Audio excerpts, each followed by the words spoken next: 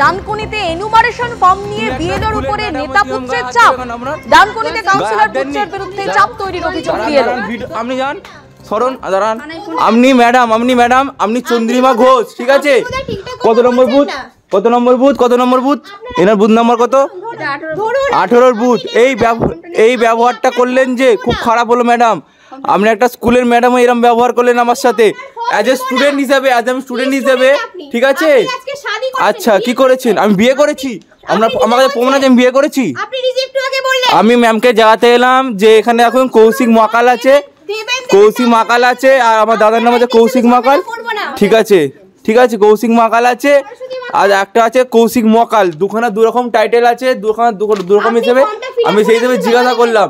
এই ম্যামটা আমাকে বললো যে আপনাদের ফর্ম যদি ফিল আপ না হয় তাহলে দিল্লিতে গিয়ে জমা দিয়ে আসবেন। দেখুন এই ম্যামের ব্যবহার, দেখুন দিল্লিতে গিয়ে জমা দিয়ে দেবো। কেন দিল্লি থেকে জমা দেবো?